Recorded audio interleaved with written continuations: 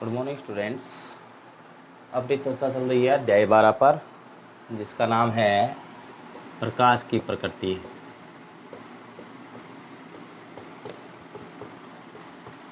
तो पीछे ही क्लास में भी मैंने आपको बताया था प्रकाश की प्रकृति में कि प्रकाश की जो प्रकृति होती है वो द्वैत होती है, क्योंकि प्रकाश और कण के साथ साथ तरंग के रूप में भी क्या हो सकता है, संचरित हो सकता है। तो इसलिए प्रकाश की प्रकृति को क्या कहा जाता है, द्वैत प्रकृति कहा जाता है। और इससे संबंधित हमने हाइगेन्स सिद्धांत पढ़ा था, जिसने तरंगागर का निर्माण किस प्रकार हुआ था उसके बारे में हमने चर्चा की थी। आज चर्चा करते हैं कि हाइगेन्स सिद्धांत द्वारा परावर्तन और अपवर्तन नियम की व्याख्या की जा सकती है क्या। तो अपना टॉपिक है हाइगेन्स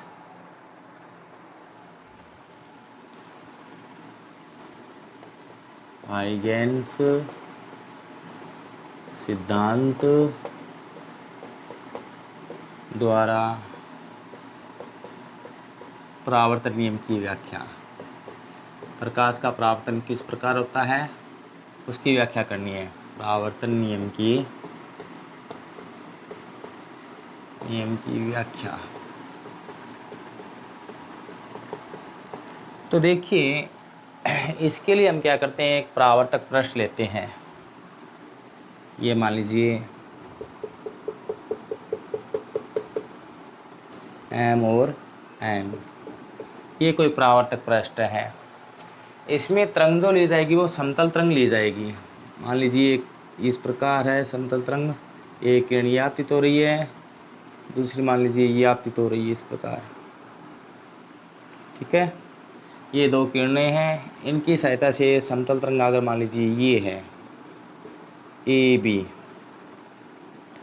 क्या है, AB कोई समतल तरंगागर है जिसके बिंदु एक कंपित कण है परावर्तक पृष्ठ पर आपतित हो चुके हैं।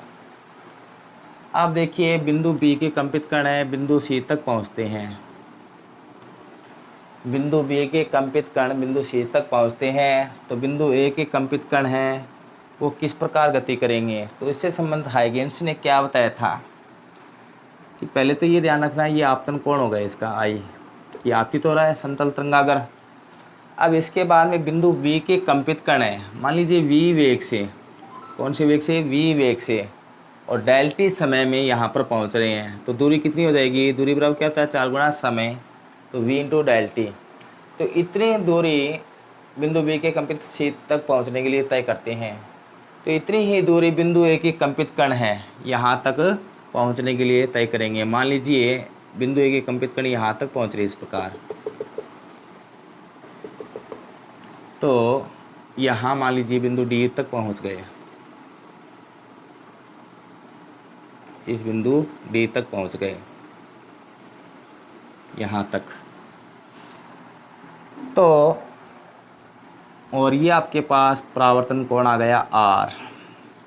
ठीक है, अब आपको सिद्ध करना है कि आपतन कोण I और परावर्तन कोण जो है R, ये दोनों आपस में बराबर होते हैं। क्योंकि परावर्तन में क्या बताया जाता है, परावर्तन के नियम में कि आपतित किरण, परावर्तित किरण और अभिलंब तीनों एक ही बिंदु तल में होते हैं। तो ये तो मान लीजिए ये रहा, ये आपतित किरण थी, परावर्तित है और अभिलंब है, तीनों क्या है, एक ही बिंदु तल में स्थित है, कोई दिक्कत नहीं है। अब आपको इसमें मुख्य रूप से ये सिद्ध करना है कि आपतन कोण I और परावर्तन कोण R, अर्थात कोण I और कोण R क्या होंगे, बराबर। तो पुनः देख लीजिए हाइगेन्स ने क्या किया था कि हाइगेन्स के अनुसार कोई समतल तरंगागर AB किसी परावर्तक पृष्ठ पर आपतित होती है, परावर्तक पृष्ठ है M1, तो बिंदु A के कंपित कण है यहाँ पर आपतित हो चुके हैं और बिंदु B के कंपित कण बिंदु C तक पहुँचते हैं। किस वेग से, V वेग से, डेल्टी समय में। तो बिंदु B के कंपित कण है वो बिंदु C तक पहुँचते हैं, तो तय की गई दूरी कितनी हो जाती है, V डेल्टी हो जाती है। तो इतनी ही दूरी बिंदु A के कंपित कण है तय करेंगे बिंदु D तक पहुँचने के लिए। कहने का अर्थ है ये दूरी और ये दूरी आपस में क्या होगी, बराबर होगी, अर्थात ये V डेल्टी होगी। ठीक है, अब आपको नई परावर्तित तरंग दिखाई देगी CD, ठीक ना। तो परावर्तित तरंग CD का निर्माण हो गया। अब इस प्रकार आपके पास समतल तरंग ये आगे की ओर बढ़ रही है। अब देखिए इसमें परावर्तन नियम की व्याख्या करने के लिए एक त्रिभुज दिखाई देगा, त्रिभुज ए बी सी, त्रिभुज ए बी सी, एक त्रिभुज और दिखाई देगा ए डी सी, त्रिभुज ए डी सी सी। तो इन दोनों त्रिभुजों यदि सर्वांग सिद्ध कर देते हैं तो कोण आई और कोण आर क्या आ जाएंगे, बराबर आ जाएंगे। तो पहले ये ध्यान रखना, ये कोण यहाँ पर 90 डिग्री का, तो ये भी क्या होगा 90। इसी प्रकार कोण डी भी क्या होगा 90। तो सबसे पहले देखते हैं इसमें क्या क्या बराबर है। तो देखिए, एक तो ये तय की दूरी BC और एक ये AD, दोनों आपस में क्या है, बराबर है। क्यों? क्योंकि तय की दूरी दोनों क्या थी, AC और BC के आपस में, सॉरी BC और AD आपस में क्या है, बराबर, जिसका मान दे रखा है V डेल T। क्योंकि दूरी बराबर क्या होता है, 4 गुना समय, और दोनों V वेग से चल रही है, डेल T समय में पहुंच रही है। इसी प्रकार कोण B और कोण D समकोण पर है, ये कंपित बिंदु, तो 90 डिग्री या समकोण लिख दो। इसी प्रकार ABC और ADC में एक भुजा उभयनिष्ठ है, ये AC, क्या है उभयनिष्ठ, AC, तो क्या लिखेंगे AC बराबर AC, कॉमन है ये, तो क्या लिखेंगे उभयनिष्ठ भुजा, उभयनिष्ठ भुजा। ठीक है, कोई दिक्कत नहीं है। तो आपको बताया दो त्रिभुजों, तीन आपस में भुजाएं या कोण आपस में बराबर हो जाएं तो वो क्या कहलाते हैं, सर्वांगसम कहलाते हैं। तो त्रिभुज अतः क्या लिखेंगे, अतः त्रिभुज ABC सर्वांगसम है त्रिभुज ADC के। तो इसका अर्थ है इनके कोण I और कोण R भी क्या होंगे, बराबर होंगे, अर्थात आपतन कोण और परावर्तन कोण का मान क्या हो गया, बराबर हो गया। इस प्रकार हाइगेन सिद्धांत द्वारा परावर्तन नियम की व्याख्या की जा सकती है, कोई दिक्कत नहीं है। अब देखते हैं अगला टॉपिक।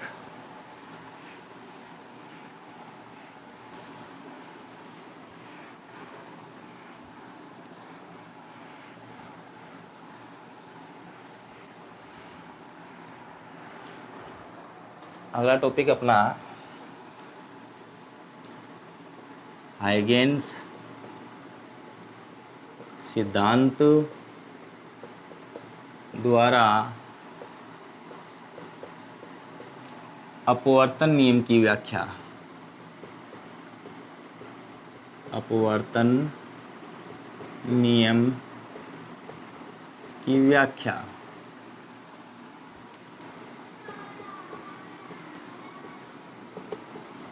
तो प्रकाश का अपवर्तन आप जानते हो कि प्रकाश किरण एक माध्यम से दूसरे माध्यम में प्रवेश करती है, तो इससे संबंधित आपको स्नेल नियम दिया हुआ होता है, उस स्नेल नियम की व्याख्या करनी है। तो स्नेल नियम क्या होता है कि आपतन कोण कीजिए अर्थात साइन I और अपवर्तन कोण कीजिए अर्थात साइन R का अनुपात माध्यमों के अपवर्तनांकों के अनुपात के क्या होता है, तुल्य होता है, N2/N1 या N2/1। तो इसके लिए हमेशा ध्यान रखना कि आपने पीछे एक चीज़ पढ़ी है कि माध्यमों का जो वेग होता है, वेग का जो अनुपात होता है माध्यमों के अपवर्तनांकों के अनुपात के व्युत्क्रमानुपाती होता है, अर्थात N2/N1 होता है। ठीक है ना। तो इसके लिए पहले डायग्राम बनाते हैं।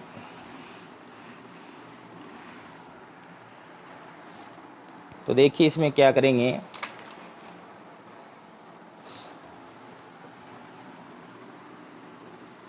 ये पृथक कार्यस्थ है। इस बार क्या है, पृथक कार्यस्थ है जो दो माध्यमों को अलग करती है। मान लीजिए ऊपर जो माध्यम उसका अपवर्तनांक N1 है और नीचे जो माध्यम उसका अपवर्तनांक N2 है। ठीक है, और ये क्या कहलाती है, पृथक कार्यस्थ है। अब मान लीजिए इस पर कोई समतल तरंग आपतित हो रही है,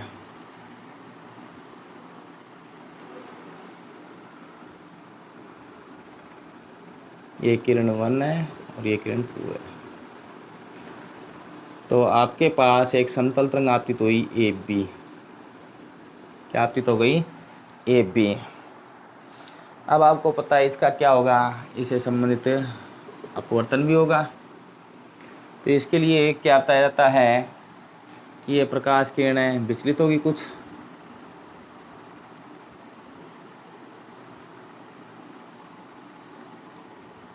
तो इस प्रकार ये क्या हो रही है, विचलित हो रही है मान लीजिए। और बिंदु बी के कंपित कण हैं बिंदु सी तक पहुंचते हैं, v1 वेग से पहुंच रहे हैं डेल टी समय में, तो तय की दूरी क्या हो जाएगी v1 डेल टी। इतने ही समय में बिंदु ए के कंपित कण है वो v2 वेग से डेल टी समय में बिंदु डी तक पहुंच रहे हैं, यहाँ तक बिंदु डी तक पहुंच रहे हैं। तो इस अवस्था में आपको स्नेल नियम की व्याख्या करनी है। किसकी व्याख्या करनी है? स्नेल नियम की। तो ये बिंदु बी के कंपित कण है, इस समतल तरंगाग्र पर क्या है, लंबवत है, तो ये जो भुजा AC होगी ये क्या करेगी, इन त्रिभुजों में कर्ण का कार्य करेगी। तो सबसे पहले क्या बताया जाता है कि हाइगेंस सिद्धांत के अनुसार चित्रानुसार कोई समतल तरंग AB पृथक्कारी सतह MN ये रही परावर्तित होती है, तो ये क्या है आपके पास, पृथक्कारी सतह है, परावर्तित होती है। और बिंदु बी के कंपित कण है v1 वेग से डेल टी समय में बिंदु सी तक पहुंचते हैं, तो तय की दूरी क्या हो जाएगी, v1 डेल टी, क्योंकि दूरी बराबर क्या होता है, 4 गुना समय। इसी प्रकार बिंदु ए के कंपित कण इतने ही समय में v2 वेग से डेल टी समय में बिंदु डी तक पहुंचते हैं और अपवर्तित तरंग CD का क्या करते हैं, निर्माण करते हैं। तो ये आतन कोण हो गया I और ये आपके पास अपवर्तन कोण हो गया R, इसका क्या करते हैं, ये निर्माण करते हैं। तो इसकी सहायता से देखिए अपवर्तन नियम की व्याख्या की जाती है।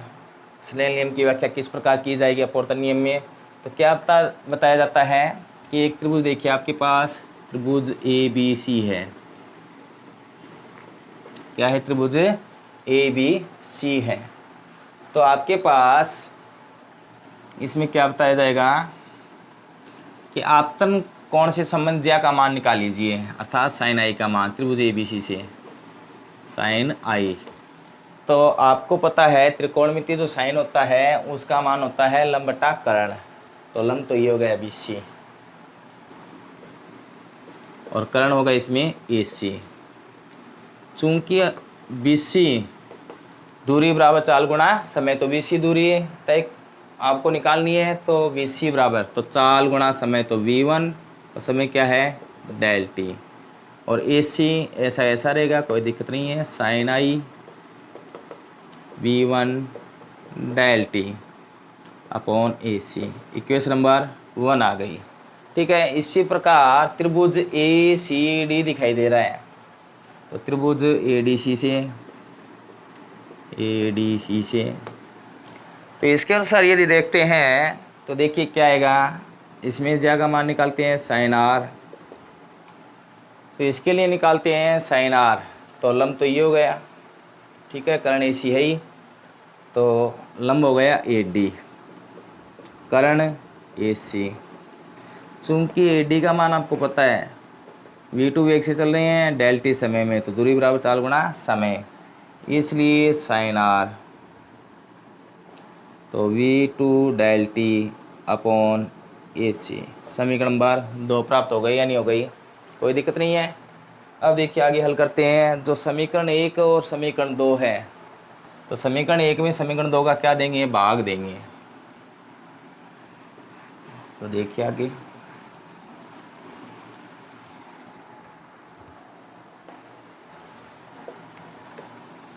समीकरण 1 में समीकरण 2 का भाग देने पर, तो समीकरण 1 ये रही, समीकरण 2 ये रही। LHS में LHS का भाग देंगे, RHS में RHS का भाग देंगे, तो क्या आएगा, sine I upon sine R, ठीक है, v1 del T upon AC, v2 del T upon में AC कहाँ जाएगा, ऊपर, ए सी से A C cancel, del T से डेल टी कैंसिल, क्या आ गया sine I upon sine R, V1 upon V2। चूँकि आपको पता है माध्यमों का वेग जो होता है, वेग का जो अनुपात होता है माध्यमों के अपवर्तनांक अनुपात के व्युत्क्रम अनुपाती होता है, अर्थात V1 अपॉन V2 का जो मान होगा या वैल्यू होगी वो N2 अपॉन N1 लिखी जा सकती है। इसलिए sine I upon sine R N2 upon N1। तो ये इसने नियम होता है, आपतन कोण कीजिए अपवर्तन कोण कीजिए का अनुपात माध्यमों के अपवर्तनांक के अनुपात के तुल्य होता है या नियत रहता है। तो इस प्रकार हाइगेंस सिद्धांत द्वारा अपवर्तन नियम की व्याख्या की जा सकती है। ठीक है ना।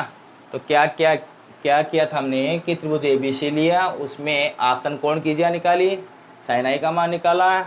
ठीक है। और इसी प्रकार त्रिभुज ADC लिया, उसमें साइन आर का मान निकाला और समीकरण 1 में समीकरण 2 का भाग दे दिया और डेल टी से डेल टी कैंसिल और AC से AC कैंसिल। आपको पता है वेगों का जो अनुपात होता है माध्यमों के अपवर्तनांक के व्युत्क्रम अनुपाती होता है। तो इस प्रकार हमने इसको सिद्ध कर दिया।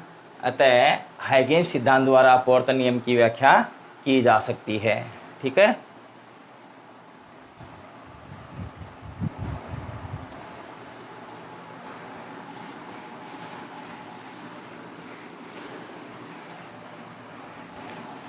अगला टॉपिक देखते हैं।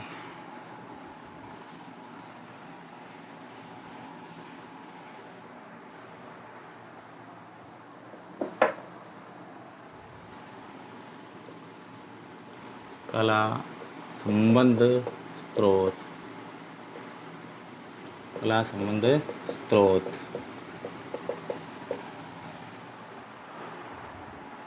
तो देखिए कला संबंध स्रोत, तो मैंने आपको व्यतिकरण के बारे में बताया था।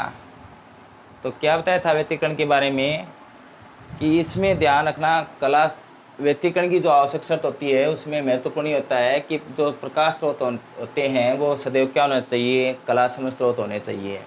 अब कला संबंध स्रोत क्या होते हैं उसके बारे में बताते हैं। देखिए मान लीजिए दो तरंगे हैं, ठीक है, वो इस प्रकार संचरित हो रही है। ठीक है। इसी प्रकार ये पहली तरंग थी, ठीक है, ये दूसरी तरंग है।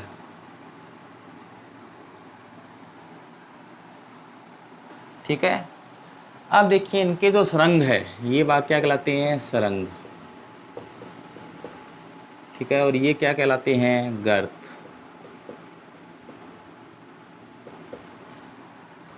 तो इनके सरंग देखिए आपस में दोनों तरंगों के, और गर्त देखिए तो एक समान है या नहीं, एक समान है, एक ही दिशा में संचित हो रहे हैं। तो सरंग और गर्त एक साथ क्या हो रहे हैं, संचित हो रहे हैं। तो ये कला संबंध तरंगे होंगी। कला संबंध और इनसे उत्पन्न, जिनसे उत्पन्न होती है वो स्रोत क्या कहलाएंगे, कला संबंध स्रोत कहलाते हैं। तो इसमें देखते हैं कि कलांतर क्या है, नियत है। अर्थात इसमें जो कलांतर होगा वो इस प्रकार होगा 0, 2 पाई, 4 पाई रेडियन के रूप में इस प्रकार व्यक्त कर सकते हैं। तो इसमें आयाम है 2 गुना, लगभग 2 गुना प्राप्त होगा। यदि परिणामी देखेंगे तो इस प्रकार प्राप्त होगी, इस प्रकार परिणामी तरंग। ठीक है। इस प्रकार आगे की ओर संचरित होती हमें मिलेगी। तो इसमें जो परिणामी आयाम होगा वो लगभग इसका 2 गुना होगा। जैसे मान लीजिए ये A है, ये A है, तो परिणामी आयाम इसका लगभग क्या प्राप्त होगा, 2A प्राप्त होगा। ठीक है ना, कला संबंध स्रोत है तो। और यदि इस प्रकार आ जाए कि मान लीजिए इसकी विपरीत कर दें, इसमें तो क्या बताया जाता है, यदि दो प्रकाश स्रोत द्वारा उत्पन्न तरंगों के मध्य कलांतर का मान सदैव नियत रहता हो, अर्थात कलांतर समय के साथ अपरिवर्तित रहता हो, तो वो स्रोत क्या कहलाते हैं, कला संबंध स्रोत कहलाते हैं। जैसे कि मैंने आपको चित्र की सहायता से समझाया है कि इनके मध्य कलांतर सदैव क्या रहेगा, नियत रहेगा। और तरंग सदैव एक ही दिशा में क्या होती है, संचरित हो रही है। अर्थात सरंग और गर्त का निर्माण एक ही दिशा में चल रहा है।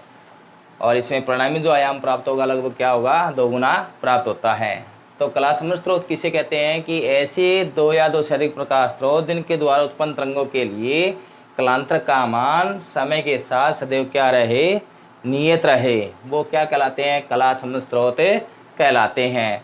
अब देखिए सामान्य रूप से प्रकृति में कला संबंध स्रोत नहीं होते हैं, जैसे मोमबत्ती है, बल्ब है, ठीक है ना। तो इस प्रकार के जो स्रोत होते हैं तो ये कला संबंध स्रोत नहीं कहलाते हैं, क्योंकि इनके द्वारा उत्पन्न जो तरंगों के हैं उनमें ऊर्जा के कारण कभी उनके द्वारा उत्पन्न ऊर्जा जो उत्सर्जित होती है वो अधिक हो जाती है और कभी कम हो जाती है, क्योंकि समय के अनुसार क्या होते हैं इसमें विविध रूप में ऊर्जा उत्सर्जित होती है। तो कम ज़्यादा होने के कारण क्या इनके जो आयाम का मान है वो परिवर्तित हो जाता है, कलांतर का मान क्या हो जाता है, परिवर्तित हो जाता है। तो ये कला संबंध स्रोत नहीं कहलाते हैं, अर्थात उनके मध्य क्या हो जाता है, कलांतर परिवर्तित हो जाता है समय के साथ, ठीक है ना। अब देखिए इसी प्रकार कला संबंध स्रोत तो उनके लिए क्या बताया जाता है, जैसे मान लीजिए कला संबंध स्रोत तो इसमें जस्ट इसका विपरीत होगा, कला असंबंध स्रोत।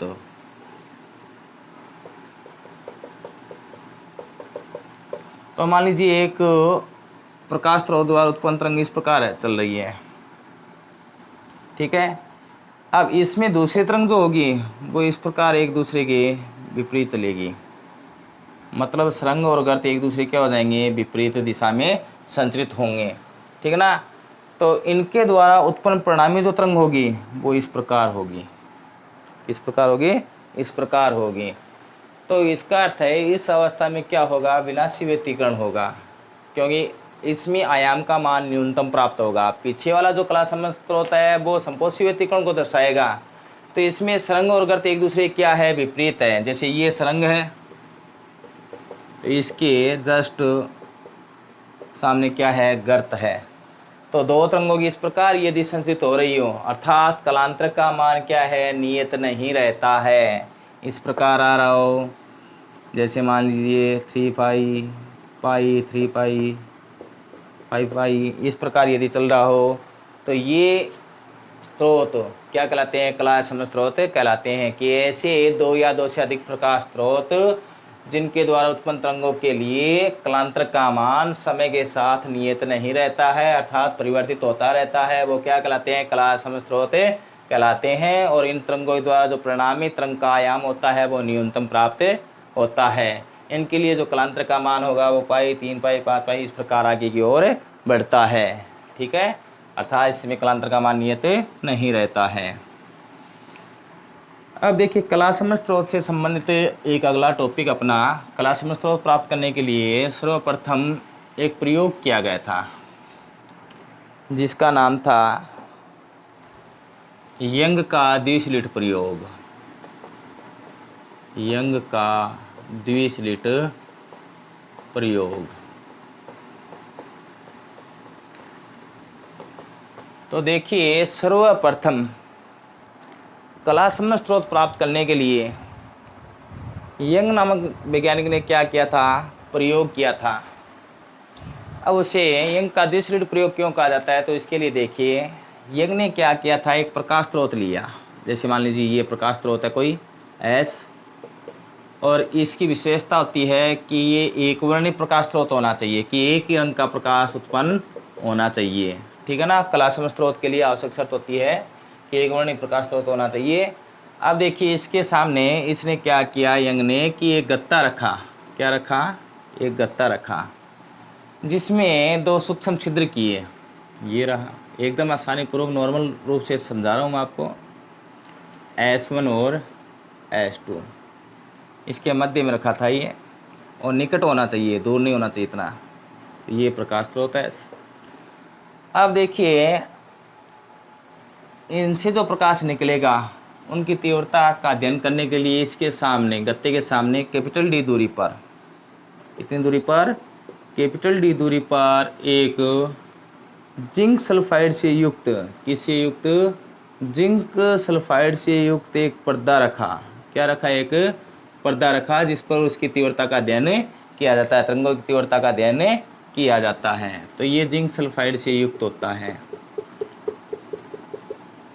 तो क्या बताया जाता है कि जब इस प्रकाश स्रोत को उत्तेजित अवस्था में लाया जाता है, किस अवस्था में लाया जाता है, उत्तेजित अवस्था में लाया जाता है, तो इन दोनों स्लिटों से निकलने वाला जो प्रकाश होगा जैसे इस प्रकार, तो वो प्रकाश क्या होगा, कलासम स्रोत होंगे, क्योंकि ये जो दोनों स्रोत हैं दूर से ऐसे लगेंगे कि प्रकाश स्रोत की भांति कार्य कर रहे हैं। दोनों जो स्लिट हैं ये प्रकाश स्रोत की भांति कार्य कर रही है। तो इनसे निकलने वाला जो प्रकाश है उनके मध्य तरंगों के लिए कलांतर का मान क्या रहेगा, नियत, क्योंकि ये एक ही स्रोत से उत्पन्न दोनों प्रकाश स्रोत है। ठीक है, तो इनके लिए उत्पन्न तरंगों का आयाम और कलांतर सदैव क्या रहेगा, समय के साथ नियत रहेगा। तो इसमें क्या बताया जाता है कि इस प्रकार कलासम स्रोत प्राप्त किए गए। तो क्या बताया जाता है, यंग नामक वैज्ञानिक ने कलासम स्रोत प्राप्त करने के लिए एक प्रकाश स्रोत के सामने एक एक गत्ता रखा। क्या रखा, ये गत्ता रखा, और इस गत्ते में दो सूक्ष्म छिद्र किए जिनको S1 और S2 द्वारा किया गया है, जिनको संयुक्त रूप से क्या कहा जाता है, स्लिट कहा जाता है। क्या कहा जाता है, स्लिट। और दो स्लिट है इसलिए इसे यंग का आदि स्लिट प्रयोग कहा जाता है। इन स्लिटों के मध्य की दूरी को स्मॉल d द्वारा व्यक्त किया तथा इस गत्ते के सामने कैपिटल D दूरी पर एक जिंक सल्फाइड से युक्त, किससे युक्त, जिंक सल्फाइड से युक्त एक पर्दा रखा। अब जैसे इस प्रकाश स्रोत S को उत्तेजित अवस्था में लाया जाता है तो दोनों स्लिट S1 S2 प्रकाश स्रोत की भांति कार्य करती है और इनसे निकलने वाली जो तरंगे हैं उनके मध्य कलांतर का मान क्या रहेगा, समय के साथ नियत रहेगा। क्यों, क्योंकि एक स्रोत द्वारा उत्पन्न ये प्रकाश तरंगे हैं और ये कलांतर का मान इनके लिए क्या रहेगा, नियत रहेगा। तो इस प्रकार यंग ने व्यतिकरण की घटनाओं को दर्शाने के लिए यंग का आदि स्लिट प्रयोग किया जिससे कलासम स्रोत प्राप्त किए गए। ठीक है, अब इससे संबंधित जो आगे है क्या बताया जाता है, तो इस पर्दे पर अध्ययन किया तो कुछ स्थानों पर प्रकाश की तीव्रता का मान अधिकतम प्राप्त हुआ और कुछ स्थानों पर प्रकाश की तीव्रता का मान न्यूनतम प्राप्त हुआ। जिन स्थानों पर प्रकाश की तीव्रता अर्थात चमकीलापन अधिकतम दिखाई देता है वो दीप्त क्षेत्र कहलाता है। क्या कहलाता है, दीप्त क्षेत्र कहलाता है। ठीक है ना, जिसके लिए तरंगों के मध्य जो पथांतर होगा, पथ का जो अंतराल होगा डेल बराबर क्या होगा, एन लैम्डा द्वारा दर्शाया जाता है। इसी प्रकार कुछ स्थानों पर प्रकाश की तीव्रता का मान न्यूनतम होता है, मतलब अंधेरा दिखाई देता है, उसे क्या कहते हैं, अदीप्त क्षेत्र कहते हैं। कौन सा क्षेत्र कहते हैं, अदीप्त क्षेत्र कहते हैं, जिनके लिए तरंगों के मध्य जो पथांतर होगा वो होगा डेल बराबर 2n+1 लैम्डा अपॉन 2 होता है। ठीक है ना, अदीप्त क्षेत्र के लिए पथांतर जो होगा वो डेल बराबर 2n+1 लैम्डा अपॉन 2 होता है और दीप्त क्षेत्र के लिए डेल बराबर n लैम्डा होता है। ये जो दीप्त क्षेत्र और अदीप्त क्षेत्र बनते हैं इसमें क्रमागत बनते हैं और किन्हीं भी दो क्रमागत दीप्त क्षेत्र ले लो चाहे अदीप्त क्षेत्र ले लो, उनके मध्य की जो चौड़ाई होती है वो क्या कहलाती है, फ्रिंज चौड़ाई कहलाती है। क्या कहलाती है, फ्रिंज चौड़ाई कहलाती है। तो क्या बताया जाता है, किन्हीं भी दो क्रमागत दीप्त या अदीप्त क्षेत्रों के मध्य की चौड़ाई का जो अंतराल होता है वो फ्रिंज चौड़ाई कहलाती है। ठीक है, अब एक इससे संबंधित फ्रिंज चौड़ाई है जो अगली क्लास में बताएंगे कि किस प्रकार ज्ञात की जाती है। ओके।